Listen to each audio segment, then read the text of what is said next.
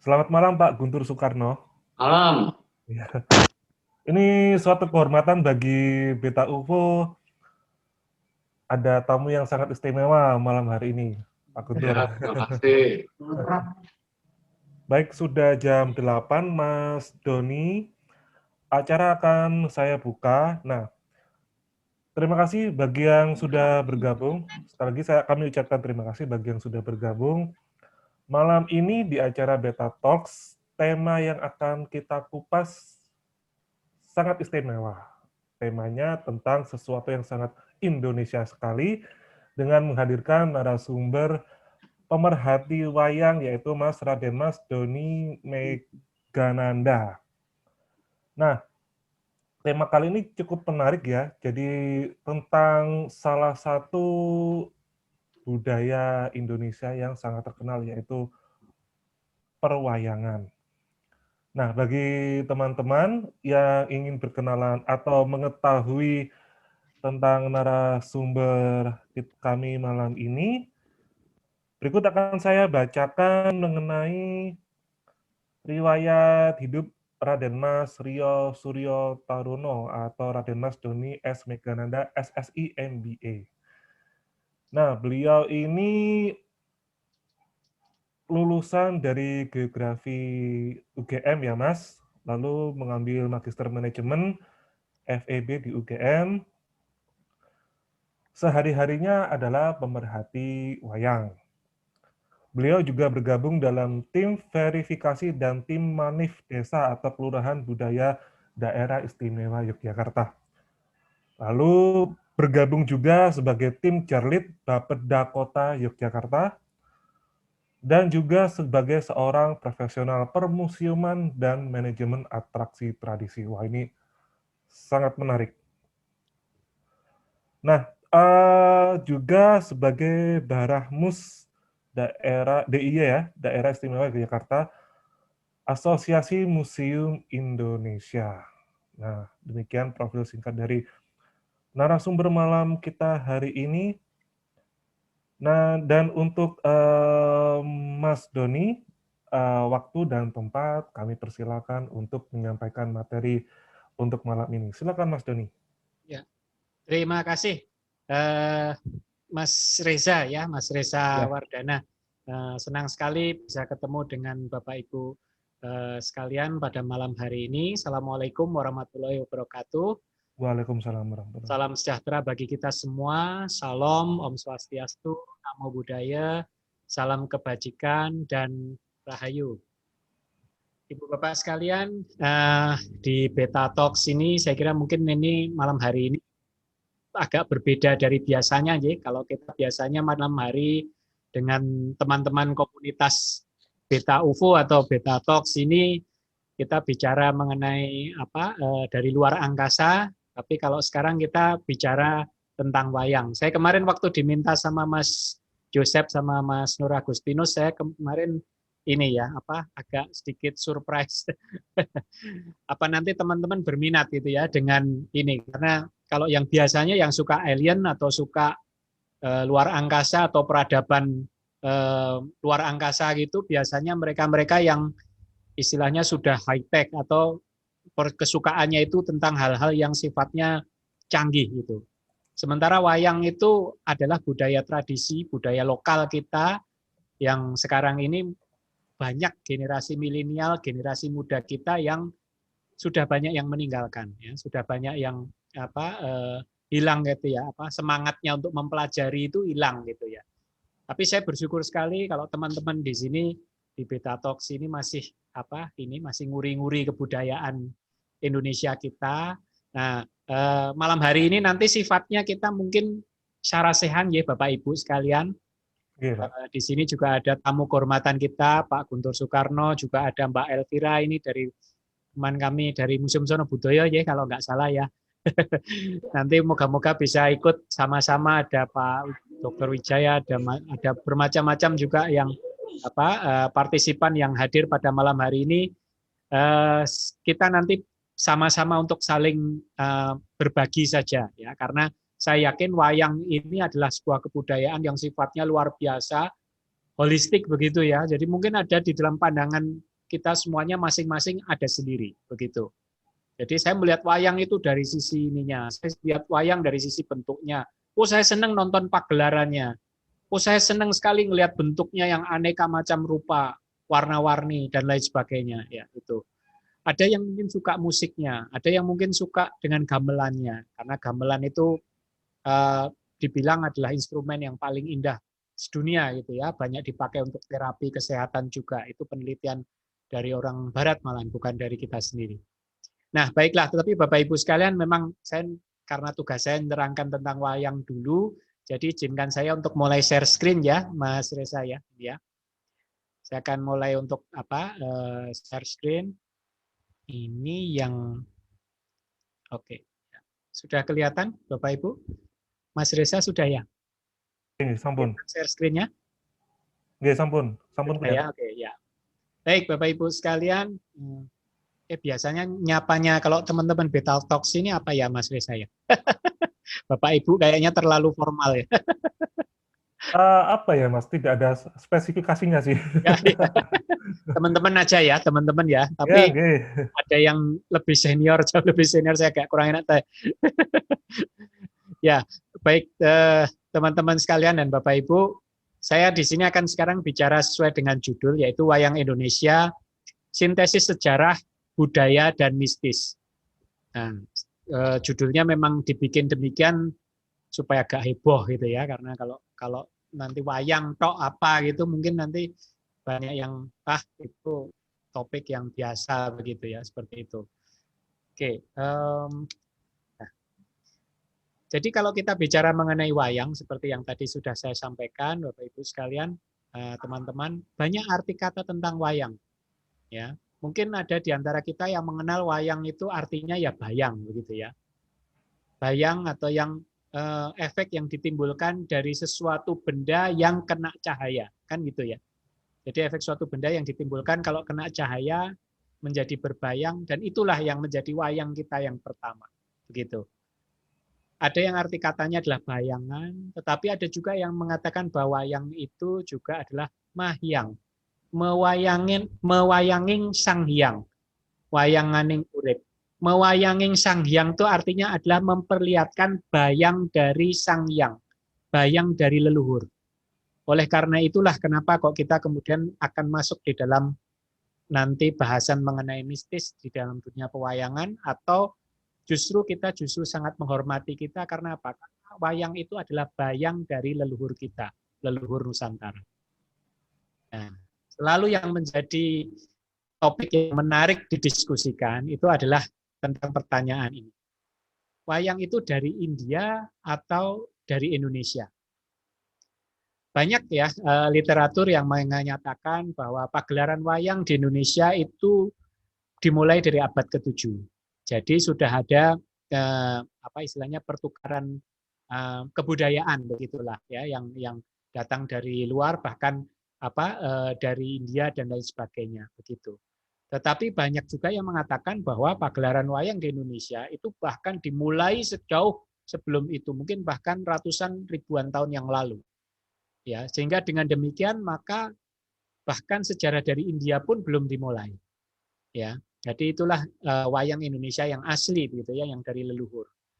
Tetapi kalau bagi yang kajian kesusastraan, terutama yang mengamati bahwa wayang itu bahasanya adalah Sangsekerta, dari nama-nama Sangsekerta, maka itu biasanya tetap punya pandangan bahwa wayang itu dari India.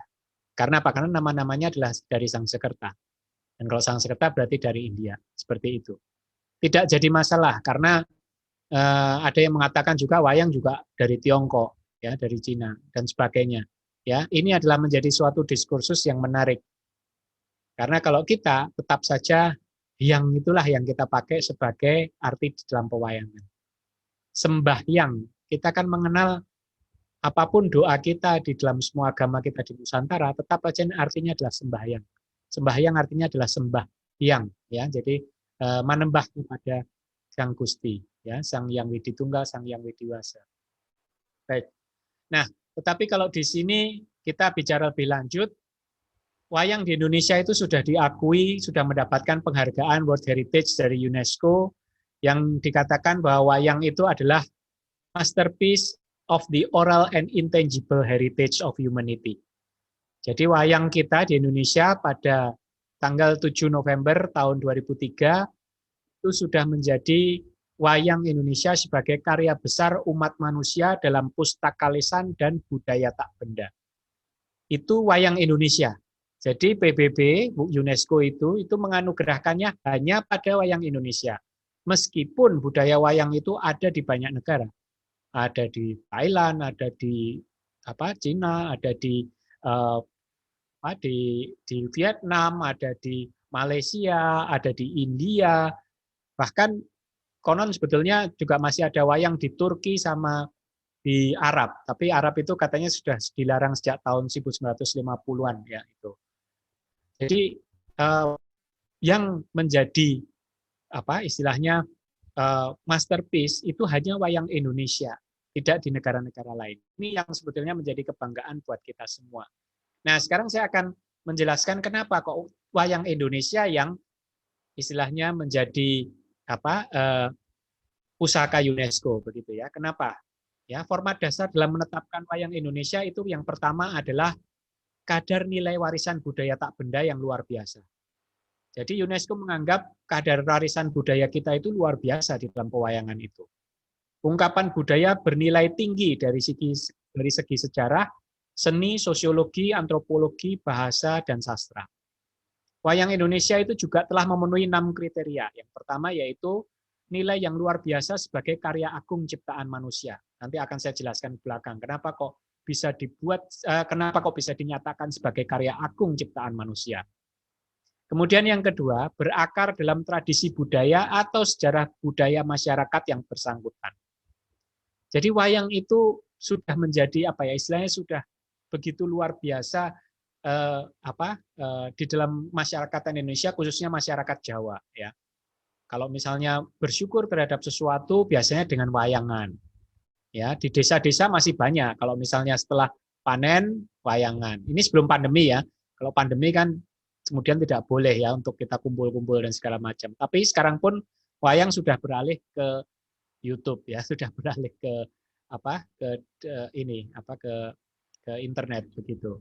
Kemudian yang ketiga adalah berperan sebagai sarana pernyataan jati diri bangsa atau suku, fungsinya sebagai sumber inspirasi pertukaran budaya, sebagai sarana membuat rakyat semakin dekat satu sama lain, serta peran sosialnya masa kini dalam masyarakat yang bersangkutan.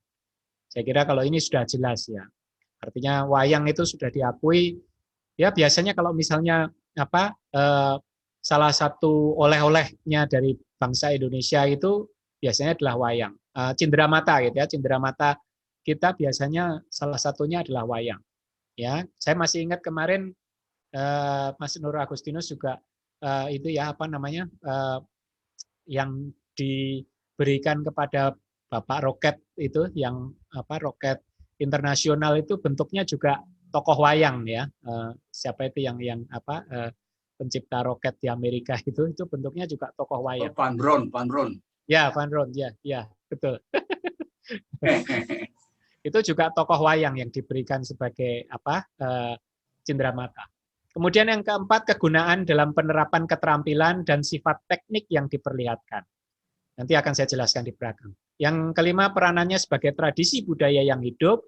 Dan keenam adalah punya resiko budaya yang bersangkutan bisa punah karena kekurangan sarana untuk melestarikan dan melindunginya. Jadi UNESCO juga sifatnya sebagai perlindungan juga gitu ya terhadap budaya bangsa kita ini yang luar biasa. Nah, kalau wayang kita, kenapa kok kita juga bisa memiliki keunggulan sehingga menjadi pusaka UNESCO? Karena wayang di Indonesia itu, atau mungkin satu-satunya wayang di dunia ini, punya 3 arti penting. Yang pertama yaitu wayang itu artinya adalah wayang kulitnya sendiri. Ini saya pakai foto Kasian Cepas ya, salah satu fotografer pertama di negeri ini ya, sini mungkin tahun 1800-an ya, atau mungkin 1900-an awal. Yang pertama adalah wayang kulitnya sendiri, yang kedua pagelaran wayang ya, jadi pagelaran wayang seperti yang kita saksikan di foto. Kemudian yang ketiga adalah falsafah hidup Jawa. Jadi wayang itu juga dimasukkan sebagai falsafah kehidupan Jawa. Segala sesuatu itu biasanya dinyatakan artinya dalam wayang begitu. Ya, kita kalau misalnya melihat seorang yang rumahnya di Jawa biasanya juga selalu ada wayang di rumah tersebut ya. Seperti kalau misalnya kita lihat ini, ya Pak, saya kalau ini juga di belakang ini juga ada wayangnya ya. Juga saya pasang tokoh wayang ini ya, juga di belakang saya ini misalnya. Nah, kemudian wayang ini, maaf, oke. Jadi wayang itu juga itu adalah memiliki sifat yang pertama, bukan sifat, tetapi wayang itu secara keseluruhannya punya penceritaan ya, punya cerita wayang, punya sejarah, punya kesusastraan, dan punya mitos-mitos yang berkembang. Ini sangat luar biasa lengkapnya ya kalau di Indonesia ya. Jadi wayang itu punya sisi penceritaan yang mulai dari Mahabharata, Ramayana ya.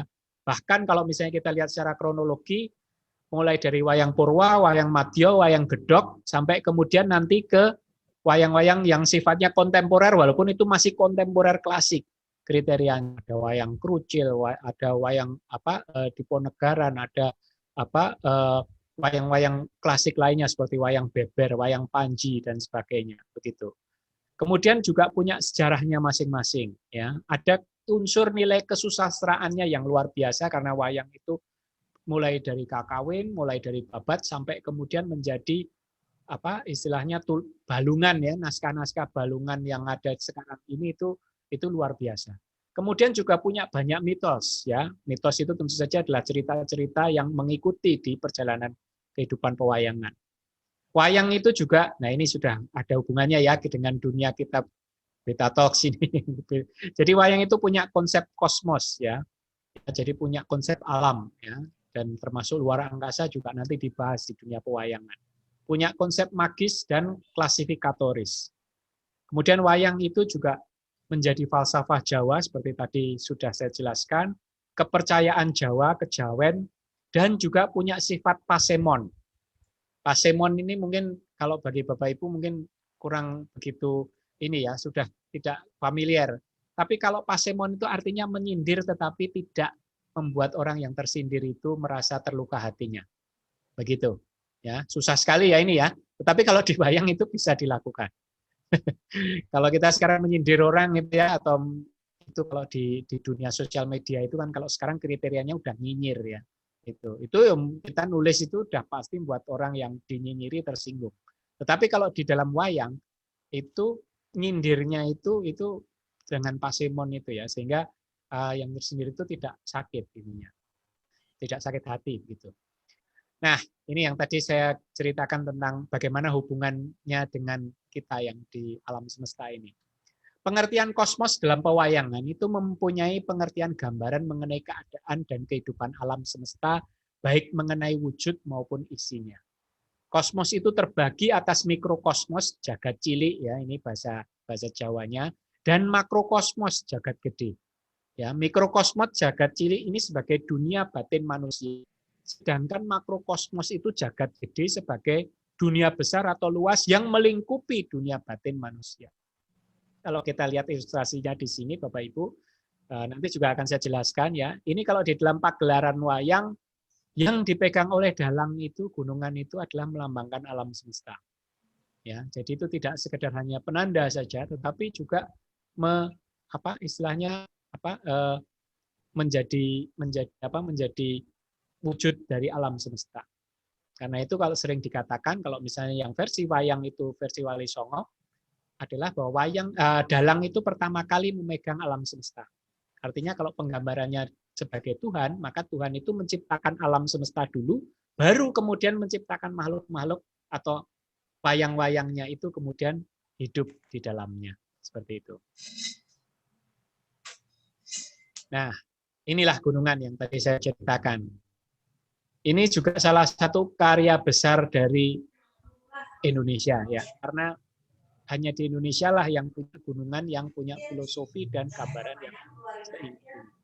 Ya, jadi gunungan ini menggambarkan dari alam semesta kita, dipegang oleh seorang dalang pertama kali gitu ya. Dan gunungan itu adalah selalu bentuknya seperti gunung ya, dengan mucuk gitu ya, dengan menyempit dan satu titik ke atas. Tentu saja itu artinya adalah Tuhan adalah menuju ke Tuhan yang satu, ke pencipta kita yang satu. Seperti itu.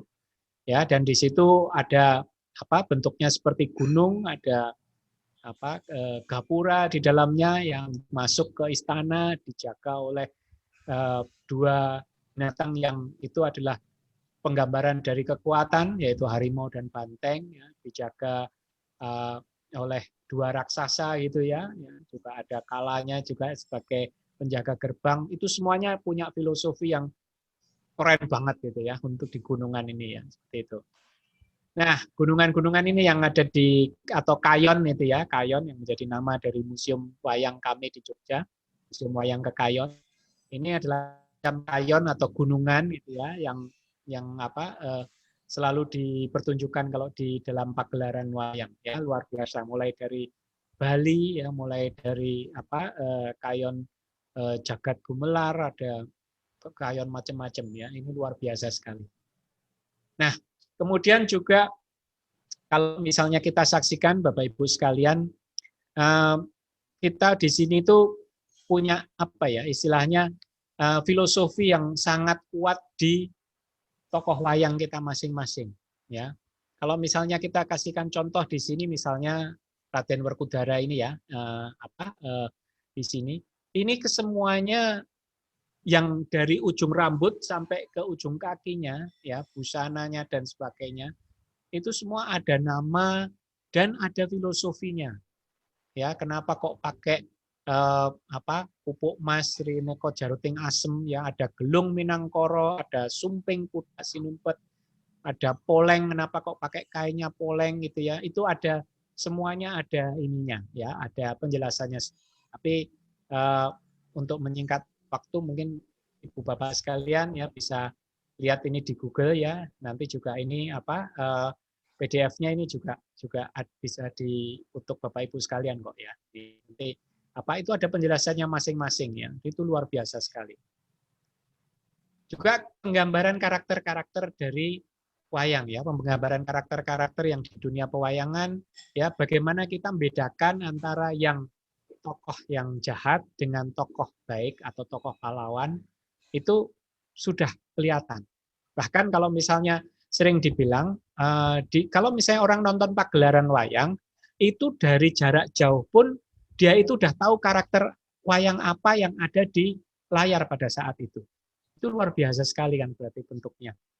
Orang udah tahu itu yang itu Gatot Kaca, oh itu yang Semar, oh itu yang tokoh-tokoh wayang yang lain itu biasanya sudah tahu. Dan kalau misalnya di situ ada wondonya atau misalnya ada penggambaran karakternya yang ada di situ, di mana itu matanya itu pelelengan gitu ya, seperti itu, posisi wajahnya mendongak begitu itu ya, kemudian mulutnya merenges gitu ya, mulutnya merenges, kelihatan giginya gitu menyeringai. Itu penggambaran orang nyinyir tadi ya kayaknya ya. Ya, hidungnya mungkal gerang gitu ya. Itu melukiskan sosok yang mudah marah, bengis, sadis dan egois.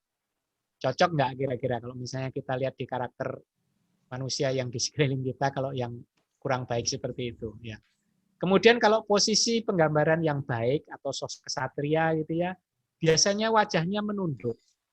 Ya, ronanya brom emas. Emas warna emas itu berarti apa? Wajahnya cerah Bapak Ibu. Wajahnya itu ya apa ya? Istilahnya kalau didelok ini nyenengke gitu ya. Kalau dilihat tuh menyenangkan. Ya. Matanya liepan, artinya matanya itu tidak melotot atau tidak istilahnya memandang dengan kurang sopan begitu. Ya. Hidungnya mulutnya mingkem. Mingkem itu berarti apa? Diam ya. Berarti lebih banyak pendiam. Ya, jadi kalau misalnya lebih banyak pendiam artinya ya berarti itu kesatria gitu ya. Prakakean ngomong gitu ya. Ini kalau di Zoom ya memang harus kakek ngomong ini. Baik, sekarang kita akan masuk ke pagelaran wayangnya. Oke, Ibu Bapak sekalian, ini fotonya saya tidak perlu kredit kemanapun, kan ini yang motret saya sendiri. Ini pagelaran wayang yang ada di Bangsal Kepatian ya, di Bangsal Kepatian di daerah istimewa Yogyakarta. Ya, kalau di sini kelihatan wayang itu mungguh banget ya, artinya sakral dan anggun gitu ya. Apalagi ini karena ini wayangan dalam rangka bulan Suro gitu ya, dalam rangka salah satu bulan Suro atau bulan Muharram ya, itu termasuk salah satu wayang yang suci, pagelaran yang suci kalau menurut ritual yang suci kalau di Yogyakarta. Nah, pagelaran wayang kalau misalnya kita lihat itu adalah sebuah kesatuan yang sangat lengkap ya. Karena di situ ada seni sastra, ada seni suara, dalang itu juga luar biasa kalau misalnya menyampaikannya dengan berbagai nada, berbagai intonasi, kemudian juga menyampaikannya dengan luar biasa begitu ya. Kemudian unsur-unsur musiknya, ada sindennya ya, karakter-karakternya ya Bapak Ibu sekalian di sini ya. Bagaimana kalau misalnya wayang itu jejer gitu ya, jejer Ngastino gitu ya. Itu luar biasa ya, bagaimana bentuknya atau itu bisa dipagelarkan. Nah, properti dan pendukung dalam pertunjukan wayang kulit itu ya. Kemarin ini Mas Jo yang request yang dijelaskan dong tentang pertunjukan wayang kulit itu gimana? Karena katanya dia pernah nonton pertunjukan wayang kulit itu sudah tidak pakai debok gitu ya, atau tidak pakai batang pisang. Ya, lucu juga itu ya. Tapi setahu saya kalau misalnya saya nonton pagelaran wayang itu sampai saat ini masih selalu pakai batang pisang untuk menancapkan wayang gitu ya. Jadi ini properti dan pendukung dalam pertunjukan wayang kulit. Kalau kita melihat di sini, ini namanya kelir ya Bapak Ibu ya. Jadi kalau misalnya di layarnya itu yang putih itu namanya kelir. Ya, melambangkan dunia gitu ya, melambangkan alam semesta gitu ya, kelir itu ya. Karena untuk ini tempat dimainkan. Nah, Bapak Ibu, mungkin banyak yang belum tahu, pagelaran wayang itu kalau biasanya berada di rumah Jawa, itu biasanya ditempatkan di Peringgitan. Ya, rumah Jawa yang lengkap ya. Kalau rumah Jawa yang lengkap, saya lupa belum masukkan ininya gambarnya. Tetapi kan mulai dari Kuncung, Longkang, Pendopo, kemudian berikutnya adalah Peringgitan. Kemudian setelah itu baru rumahnya. Di situ dalam rumahnya itu ada dalam, ada Sarian Tengah tempat naruh pusaka, ada Gandok Kiwo, Gandok Tengen, ada Ngemper Wetan, ada Ngemper Kulon gitu ya.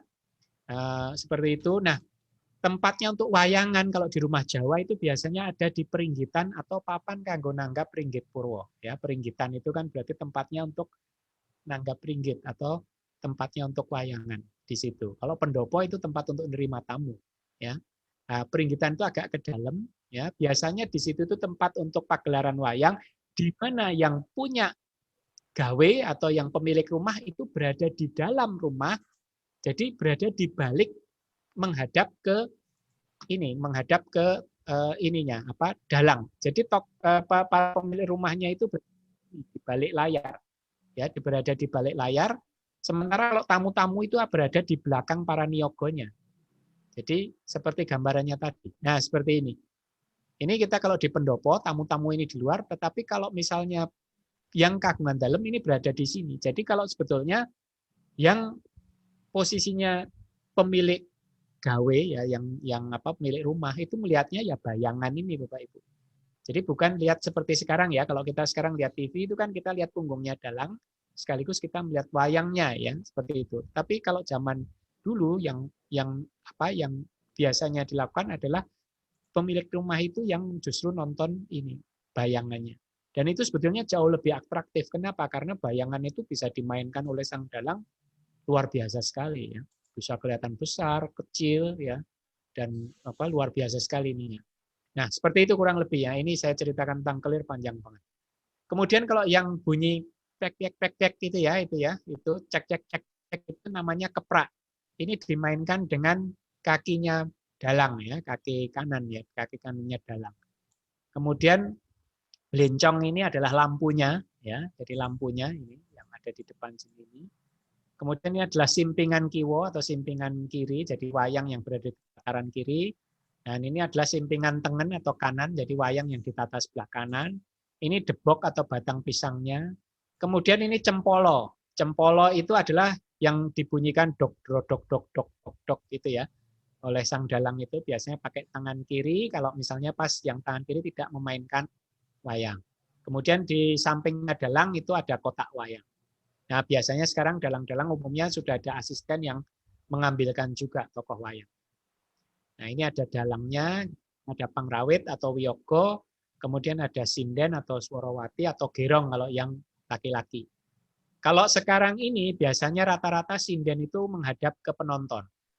Padahal sebetulnya kalau secara ini ya, Bapak Ibu sekalian, yang benar atau yang pakem itu sebetulnya sinden itu ya menghadap ke yang kagungan dalam atau yang pemilik rumah, berarti ngadepnya harusnya menghadap ke layar.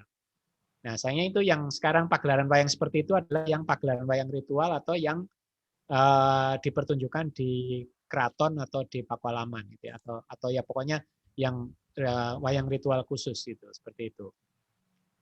Nah, simpingan itu tadi Bapak Ibu itu adalah kelompok kiri, kelompok tokoh yang berkarakter jahat, raksasa dan raja-raja angkara murka. Sementara yang simpingan kanan itu adalah kelompok tokoh yang berkarakter baik, dewa, raja-raja bijaksana dan ksatria.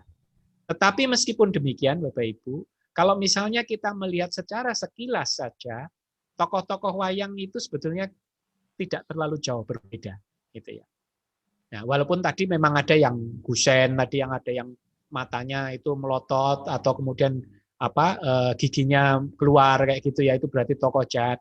Tetapi Bapak Ibu sekalian, sebetulnya secara sekilas wayang itu bentuknya sama. Itu juga ada filosofinya Bapak Ibu. Artinya kita don't judge book by the cover ya. Artinya jangan kita melihat sosok itu hanya dari bentuknya saja. Ya, karena belum tentu juga sosok yang kelihatan baik itu orangnya benar-benar baik gitu. Tapi sebaliknya juga ya, belum tentu juga tokoh yang istilahnya wajahnya buruk itu benar-benar buruk itu. Sebaliknya juga bisa. Nah, tadi ya ini penjelasannya yang tadi. Nah, ini tadi kalau misalnya itu ada pagelaran wayang yang sifatnya ritual, selalu ada properti yang tidak boleh dilupakan, yaitu sajen. Sajen atau sesajen. Bapak Ibu sekalian, ini biasanya kalau sekarang ini sering disalahartikan ini sebagai untuk persembahan untuk makhluk halus gitu ya, seperti itu. Tidak terlalu salah sih sebetulnya, tetapi sebetulnya makhluk halus itu adalah gambaran dari para leluhur kita. Jadi bukan untuk hantu begitu ya, bukan itu.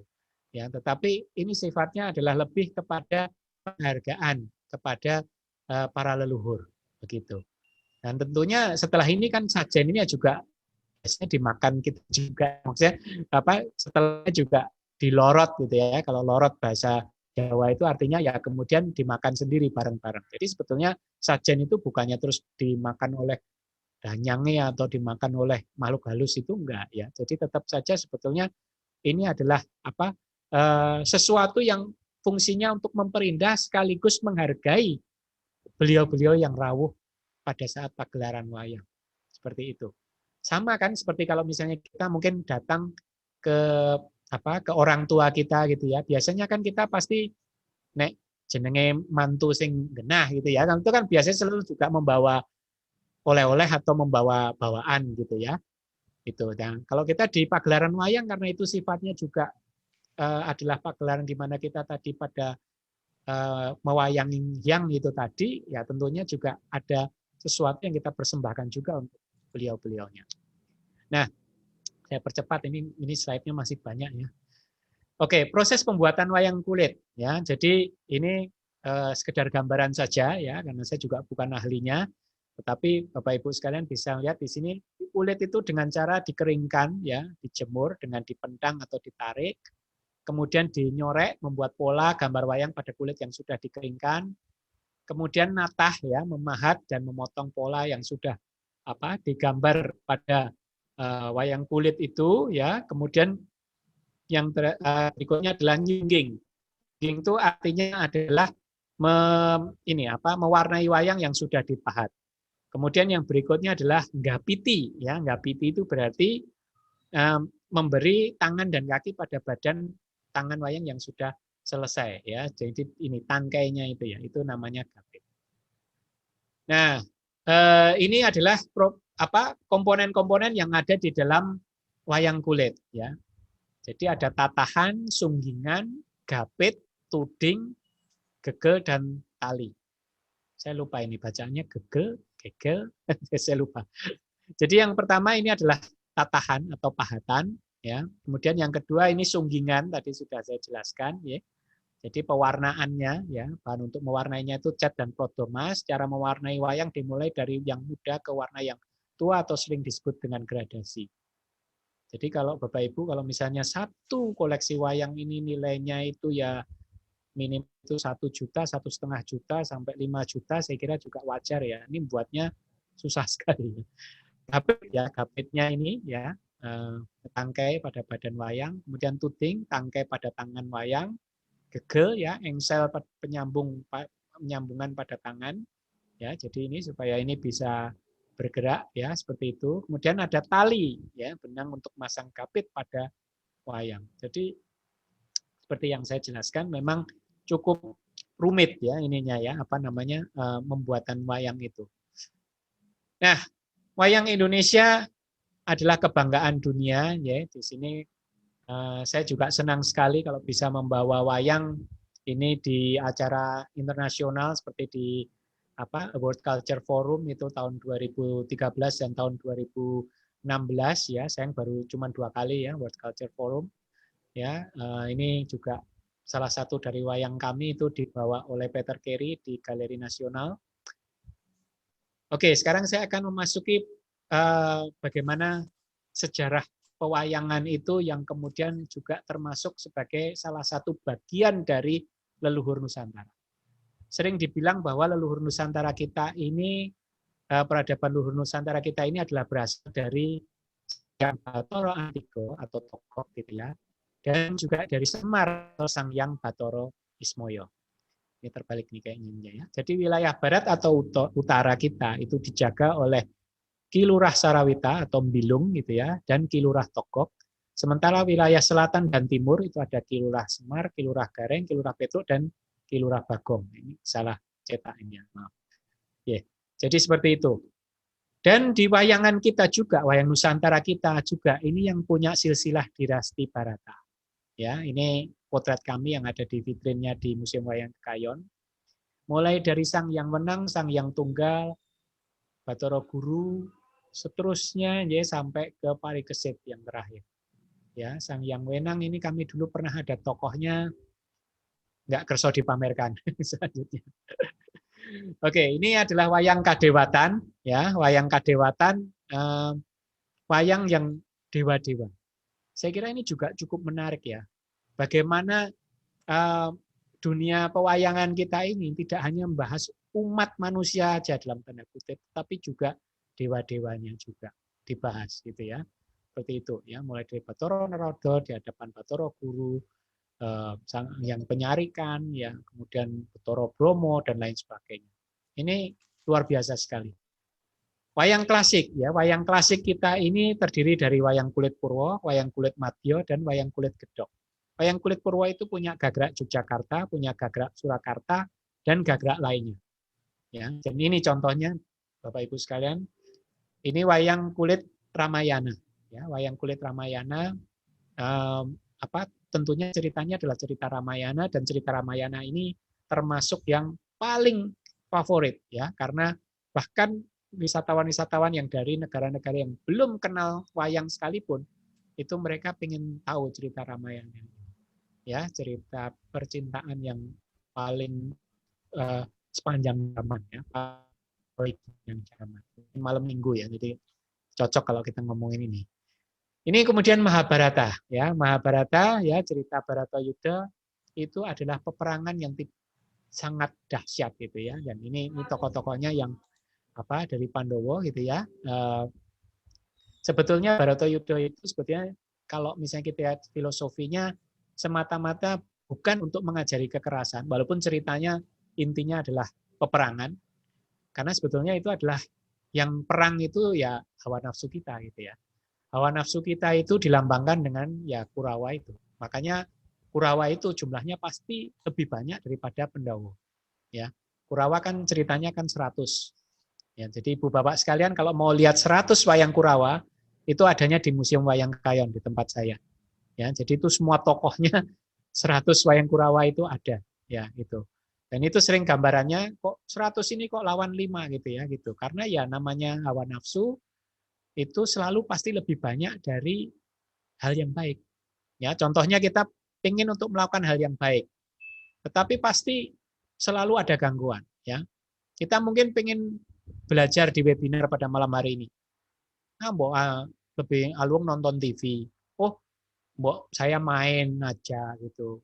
Oh, mbok saya mbok itu aja nggak usah datang webinar gitu misalnya seperti itu. Namanya nafsu pasti ngajak hal yang di luar ya, maksudnya itu pasti jumlahnya lebih banyak, ya. Nah, ini salah satu fragmen kita yang luar biasa, Karno Tanding gitu ya. Digambarkan ini dengan keretanya. Nah, kalau misalnya cerita di Baratayuda, mungkin nanti Mas Nur Agustinus bisa cerita apakah kereta yang dimaksudkan di dalam Baratayuda yang ditulis itu adalah kereta kuda beneran atau mungkin berupa roket atau pesawat angkasa. Nah, nanti itu bahasan nanti aja, ya. Nah, sekarang saya akan masuk ke yang sisi mungkin itu ya, kalau bahasanya itu mistis gitu ya. Tetapi sebetulnya ini lebih ke tradisi atau pakurmatan atau sesuatu yang diuri-uri kalau misalnya di dalam tradisi Jawa. Ini contohnya adalah tradisi ruatan.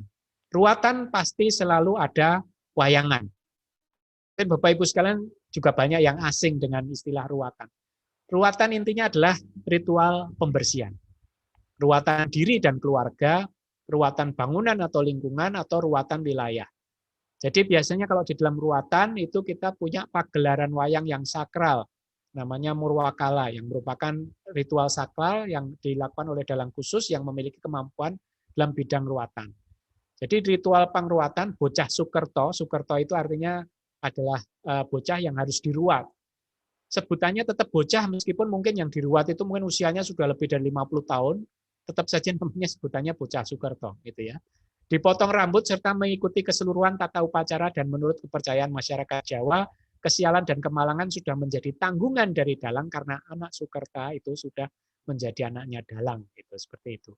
Jadi harapannya kalau pada saat ruatan, setelah ruatan maka yang menjadi ini ya istilahnya yang menjadi hal-hal kesialan begitu itu bisa lewat gitu ya, seperti itu ya. Jadi menghilangkan kesialan-kesialan yang ada di dalam orang-orang Sukerta itu, seperti itu. Nah, ini saya izin ke Mas Sumanto. Ini Mas Sumanto Sulamatyo. Saya pakai foto di Facebooknya. Jadi ini hal yang dilakukan pada saat digitalisasi koleksi wayang yang ada di Keraton Ngayogyakarta Hadiningrat. Ya, jadi proses digitalisasinya ini sudah dengan alat-alat yang canggih, ya, dengan fotografi yang canggih. Tetapi Bapak Ibu bisa mirsani, caranya untuk bawa wayang itu supaya kerso di foto itu masih dengan ritual. Tidak sembarangan.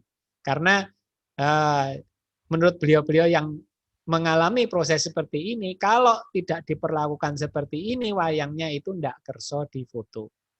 Pasti ada aja yang ini, apakah kameranya keluar gambarnya, atau misalnya ada hal-hal yang kemudian macet dan lain sebagainya, gitu ya. Makanya wayangannya pada saat dibawa menuju ke proses digitalisasi ini tetap dengan proses ritual, gitu. Kapustakaan digital KHP Krido Mardowo ini sudah bisa diakses di sini.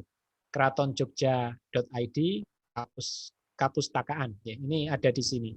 Bisa langsung diklik, ini ada fotonya dengan resolusi yang sangat tinggi ya, semua wayangnya, walaupun ya tetap ada ininya ya, watermarknya ya dari Kapustakaan Digital Keraton Ngayogyakarta Hadiningrat. Tetapi ini memperlihatkan bahwa penghormatan kepada Sang Hyang ya, jadi kepada wayang yang merupakan bayang dari leluhur kita itu luar biasa, begitu.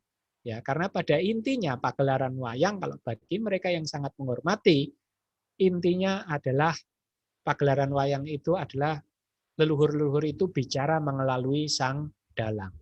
Seperti itu. Ya, jadi kenapa kok seperti itu? Karena memang itu adalah kalau dahulu orang menyaksikan pagelaran wayang sebagai sarana ritual, selain sebagai sarana ritual itu juga adalah sebagai pengajaran pembelajaran budi pekerti. Nah, sekarang kalau misalnya kita pakai logika saja, kita itu mau dengarkan orang ngomong budi pekerti itu kira-kira dari siapa? Pasti pada orang yang lebih tua. Biasanya orang tua kalau dengan anaknya, kadang orang tua itu nggak didengar kan? Benar nggak? Tetapi kalau misalnya yang bicara itu eyangnya, itu biasanya lebih didengar daripada orang tuanya. Sama dengan kalau misalnya kita menyaksikan pagelaran wayang. Kalau yang ngendiko itu adalah dari leluhur-leluhur kita, artinya di dalam ini adalah tokoh-tokoh pewayangan, maka itu akan lebih bisa didengarkan. Seperti itu ya logikanya. Nah, wayang tidak terpisahkan dari sejarah kebudayaan Indonesia. Kenapa? Kreasi budaya yang terpelihara sepanjang sejarah Nusantara. Kemudian adanya memori kolektif yang tidak pernah pudar di masyarakat. Ya, ini kita akui aja bahwa kalau misalnya di dalam, terutama di dalam budayaan Jawa, kita bisa melihat banyak sekali anak-anak yang bisa jadi dalang cilik. Mereka bahkan sebetulnya itu apa istilahnya mempelajari buku tentang wayang, yang kalau saya misalnya bukunya aja itu masih sampai sekarang masih harus baca terus gitu ya itu. Tetapi kalau ada anak-anak yang sudah langsung bisa wayang dengan lancar gitu ya, bahkan umurnya masih kecil-kecil, masih balita begitu ya. Mereka belajar sebentar sudah langsung bisa. Jadi kalau misalnya di dalam kita itu semacam-macam dalam tanda kutip ada memori kolektif yang tidak pernah pudar di masyarakat Nusantara.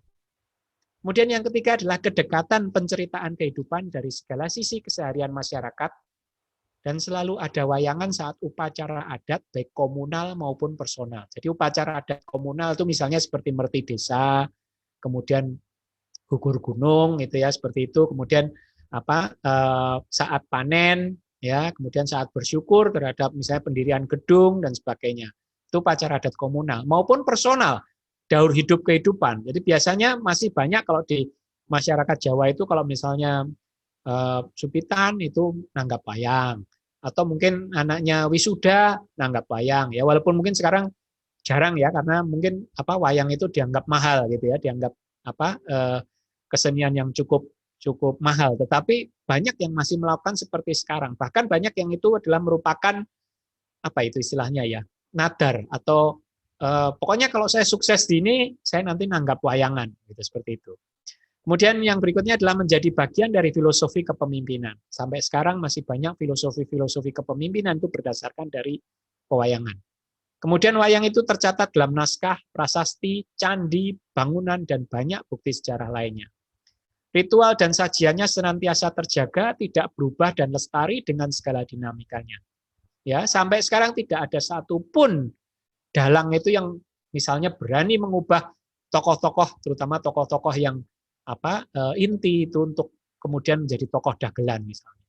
Sampai sekarang yang namanya kalau misalnya dagelan itu pasti hanya limbuan, ya limbuk cange yang di itu kan ya. Kemudian juga Semar Gareng Petruk Bagong yang pada saat Goro-Goro itu dalamnya berani untuk membuat kreasi-kreasi. Tapi kalau misalnya pada saat yang lain itu tidak istilahnya tidak berubah gitu ya, seperti itu ya.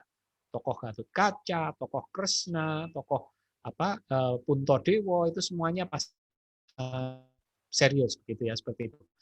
Nah, tercatat ada 60 jenis wayang dalam data Wayang Budaya Tak Benda Indonesia ya.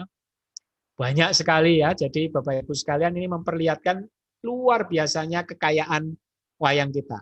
Dan saya di sini baru tadi sajikan sedikit tentang kasanah wayang klasik. Kita belum sampai ke wayang yang kontemporer klasik sampai yang kontemporer modern sekarang ini. Ada di sini ya contohnya ya. Sedikit banyak ada di sini. Saya belum bahas, karena kalau bahas nanti ya namanya wayangan aja, bahas satu lakon aja kan sehari semalam ya. Maksudnya mulai dari jam 9 sampai kira-kira jam 4 pagi ya. Ini bahas wayang ini mestinya bisa lebih panjang lagi gitu ya. Nanti enggak bosan Bapak Ibu sekalian. Baik, ini saya cuma sekedar berbagi saja dari tempat kami yang ada di Museum Wayang Kekayon Yogyakarta.